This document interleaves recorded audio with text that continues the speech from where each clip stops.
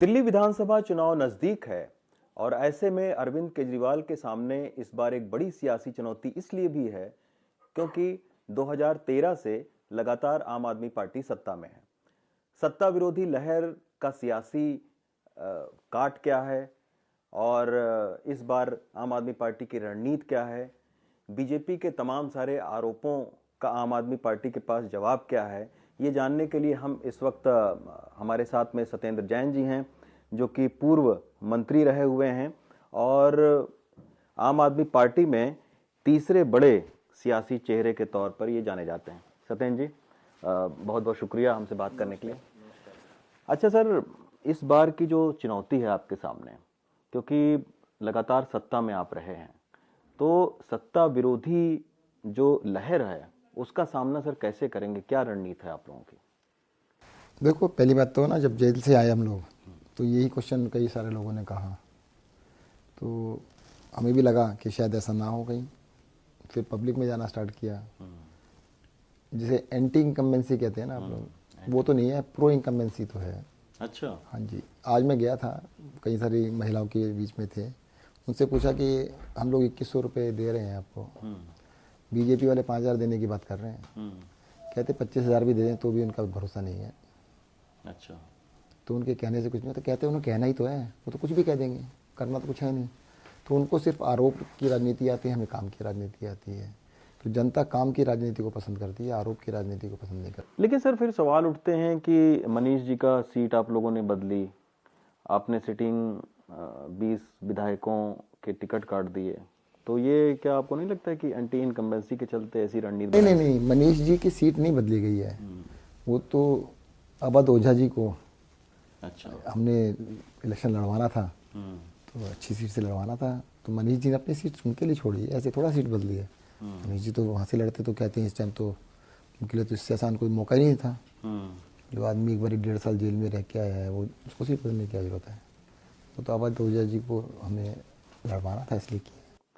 अच्छा सर, जैसे चुनाव नज़दीक हैं, कई सारी योजनाएं आप लोग साथ में लेकर आ गए, संजीवनी योजना और इसके बाद में फिर अंबेडकर छात्रवृत्ति और फिर आपने महिला सम्मान जो योजना शुरू कर दी। ये क्या योजनाएं हैं सर और इनको इस वक्त आपको शुरू करने की क्या जरूरत पड़ी? नहीं, देखो, हमने हर इलेक्शन में कहा है, 2013 में भी हमने कहा था, 2015 में भी हमने कहा हम क्या करेंगे, 20 में भी हमने बताया हम क्या करेंगे, इस बार भी कह रहे हैं। सबसे बड़ी बात है कि हमने जो भी इलेक्शन से पहले कहा है, इलेक्शन के बाद उसको बहुत जल्दी पूरा किया है। समय हमने ये नहीं कहा कि 5 साल में करेंगे। तो दिल्ली की जनता को ये भरोसा है कि जो भी अरविंद केजरीवाल की सरकार कह रही है, अरविंद केजरीवाल कह रहे हैं, वो पूरा होगा और जल्द ही पूरा होगा।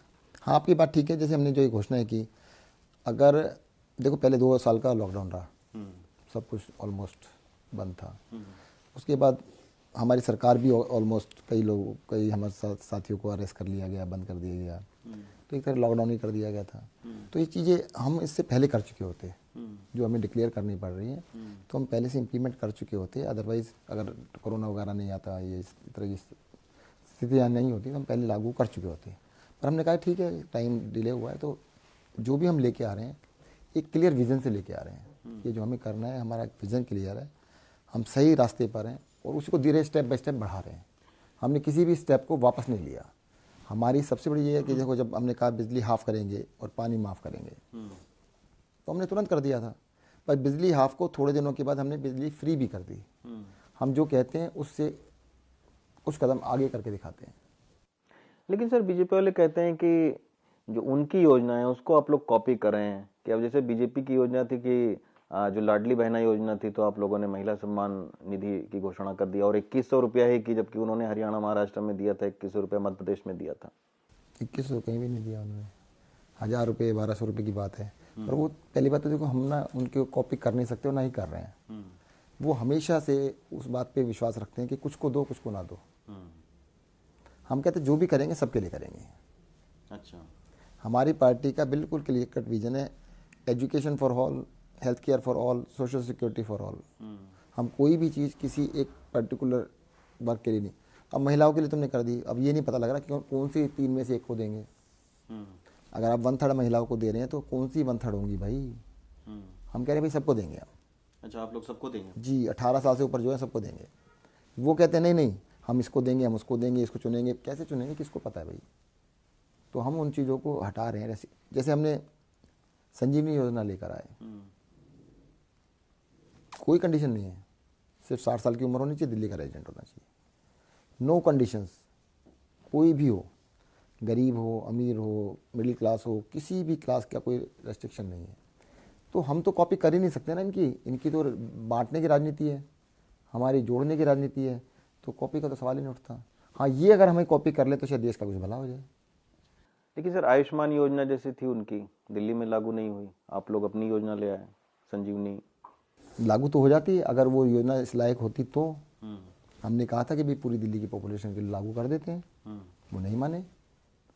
कहते हैं हम लागू तो उनके लिए होगी जो बीपीएल है, जिसके पास स्कूटर नहीं है, जिसके पास फ्रिज नहीं है, जिसके पास ये। अरे यार, दिल्ली में ऐसे लोग कहाँ से लाए हम? 10-15% पॉपुलेशन है। हमने कभी लागू करेंगे तो 100% के लिए लागू करेंगे, हम 10-15-20% के लिए लागू नहीं करेंगे। अब हमने सीनियर सिटीजन के लिए सबके लिए लागू किया ना। हमने 10% ऑफ द पॉपुलेशन नहीं किया, हमने 100% ऑफ द पॉपुलेशन, 60 साल से ऊपर सबके लिए। अच्छा, जो सर आपने जो महिला सम्मान योजना है, इसमें अभी आपने कहा कि 1,000 रुपये हम अभी देंगे, उसके बाद 2,100 रुपये चुनाव जीतने के बाद देंगे। देखो हमने क्या कहा है, ये योजना ना पिछले बजट में पास हो गई थी। अच्छा, मार्च 2000, मतलब पिछले साल। उसके तुरंत बाद ही, थोड़े दिनों बाद अरविंद केजरीवाल अरेस्ट हो गए। तो अरविंद जी भी अरेस्ट थे, मनीष जी भी थे, मैं भी अरेस्ट था, तो सब लोग अंदर थे। तो वो इम्प्लीमेंट होने में समय लग रहा था। बाहर आए तो हमने कहा इम्प्लीमेंट करते हैं इसको। पर जनता से जब बातचीत की गई, महिलाओं से बात की कि भाई 1,000 स्टार्ट कर रहे हैं, कैसा है, करना चाहिए नहीं करना चाहिए, तो सबने कहा बहुत अच्छी स्कीम है, करना चाहिए। बट एक डिमांड हर जगह से आई कि महंगाई बहुत बढ़ गई है जी, 1,000 में काम नहीं चलेगा, इसको 2,000 कर दो। तो 2,000 की बजाय इसको 2,100 कर दिया गया है कि शुभ वो भी रहेगा। और हम तो ये भी कहते हैं, देखो भाई जो बहन को ना रक्षाबंधन के दिन 2,100 रुपये देते हैं ज़्यादातर, तो अरविंद केजरीवाल हर महीने 2,100 देंगे, तो ये मान के चलो हर महीने की 1 तारीख रक्षाबंधन है। अच्छा सर, अब थोड़ा बात करते हैं आपके सियासी करियर के ऊपर में। सबसे पहले इस दिल्ली की सरकार में आपको ही टारगेट किया गया था, ईडी का आपके ऊपर केस दर्ज हुआ, आय से अधिक संपत्ति का मामला हुआ, सबसे ज्यादा दिन तक आप जेल में रहे, 18 महीने आप जेल में रहे। जेल जाने से पहले आप चश्मा लगाते थे वापस आए तो आपके चश्मा नहीं है। क्या सर वो कैसी आपके ऊपर में आरोप लगे, फिर आप 18 महीने ये जो जेल में आप रहे, तो उससे जिंदगी पर क्या सर असर पड़ा, सियासी करियर पर क्या आप सोचते हैं उसका असर? देखो पहले तो चश्मे का बता दूं, चश्मा मेरा ना जेल में छूट गया। अच्छा, तो आने के बाद अभी तक तो जरूरत पड़ी नहीं है, जबकि आप हमेशा लगाते थे। 25-30 साल से मैं चश्मा लगाता था। उसका मुझे लगता है एक ही कारण नज़र आता है कि 1 साल मैंने जेल में खाना नहीं खाया था। अच्छा, तो मैं सिर्फ फ्रूट और वेजिटेबल्स ले रहा था, सलाद और फ्रूट ले रहा था। तो मुझे लगता है यही रहा होगा, अन्य खाया 1 साल तक, और तो कोई समझ में नहीं आता कि कोई कारण हो सकता है कि इतने सालों के बाद छूट जाए। जहाँ तक दूसरी बात है कि क्यों अरेस्ट किया गया, देखो अभी भी ना 2017 में FIR हुई थी, जांच तो अभी भी पूरी नहीं हुई, जांच तो अभी भी चल रही है। और जांच एजेंसी से पूछो कि भी जांच चल रही तो अरेस्ट क्यों किया था, कहते अरेस्ट तो करना था भाई, जांच क्यों नहीं करी, कहते वो कोई ज़रूरी थोड़ा था। आप सोच के बताइएगा, मुझे जेल में भी रख ले, जांच पूरी नहीं हुई अभी तक, जांच आज भी पूरी नहीं हुई, तो क्यों आपको किया गया ऐसा, क्यों देखो आपने ऐसा करना, अभी आप आए मेरे घर पर आए हैं, इस घर की ना पूरी वीडियोग्राफी करके जाना, नीचे से ऊपर तक सारे दरवाजे खोल देते हैं, पूरा दिखे, बाहर से भी देख लेना।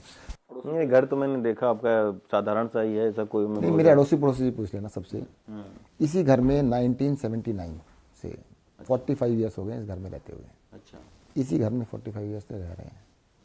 और यही घर है जिस दिन मुझे टिकट मिला था ना, मेरे फादर ने कहा था कि गुंडे बदमाशों का काम होता है, हम चुनाव लड़ना। जी, कहते हम इज्जतदार लोग हैं, हम पढ़े लिखे लोग हैं, शरीफ लोग हैं, गुंडे बदमाशों का काम होता है, ये इलेक्शन नहीं लड़ते अच्छे लोग। अच्छा, फिर चलो सर्कमस्टेंसेस जैसे बने, तब भी मुझे अरेस्ट किया गया था।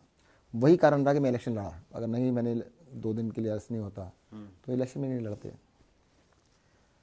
तो अगर सारे शरीफ लोगों को ऐसे सेट करेंगे ये लोग, ऐसे डराएंगे, तो सब मेरे फादर वाली बात सही है कि फिर तो बदमाश ही बचेंगे पॉलिटिक्स के अंदर।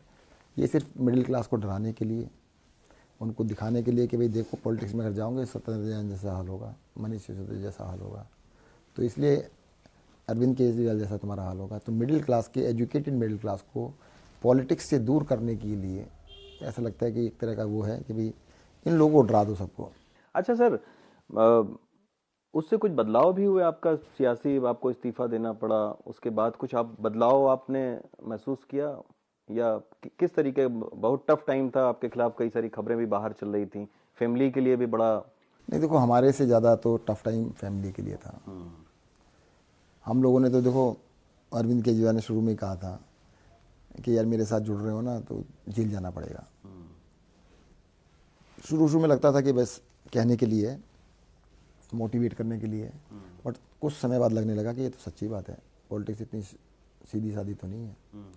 या तो तुम पॉलिटिक्स के रास्ते पे जैसे वो लोग चल रहे हैं चलते रहो, कुछ भी लेफ्ट राइट इधर उधर देखोगे, इस सिस्टम को बदलने की कोशिश करोगे, तो पॉलिटिक्स भी अपने आप में एक पूरा एक तंत्र है। या तो तुम उसके पार्ट बन जाओ, तब तो तुम उसके पार्ट हो, ठीक हो। अगर तुम उसके पार्ट नहीं बन रहे तो तुम उसके दुश्मन हो। आपको एक एग्जांपल देंगे, हमारी सरकार ने कोशिश की थी MLA fund, MP fund, councillor fund, ये काम कराएंगे। मैंने कहा सब खत्म करो यार, इस सब की जगह तुम जनता को डायरेक्ट पैसा दे दो, अपने छोटे छोटे काम खुद ही करा लें। इतना तामझाम होता है सरकारी सिस्टम का। अगर आपको अपने गलियां बनवानी है, पार्क ठीक कराने हैं, तो हर एरिया को अपना अपना फंड दे दो। लोकल एरिया डेवलपमेंट फंड बना रहे थे हम लोग, मोहल्ला सभा बना के कर रहे थे, तो उसको होने नहीं दिया गया नेताओं के द्वारा। कहते यार ये लोग तो चले जाएंगे, इनका तो कुछ है नहीं, पर सिस्टम हमेशा के लिए ख़राब कर जाएंगे ना। और ऐसा नहीं है कि वो सब चीज़ें हम बिल्कुल अपने नहीं कर रहे हैं, कई कंट्रीज़ में है पहले से। अच्छा। अगर सफल है वहाँ पर, तुम भी कर लो भाई, इसमें क्या दिक्कत है। कहते नहीं, फिर पॉलिटिक्स एक इंडस्ट्री जो है वो इंडस्ट्री ख़राब हो जाएगी।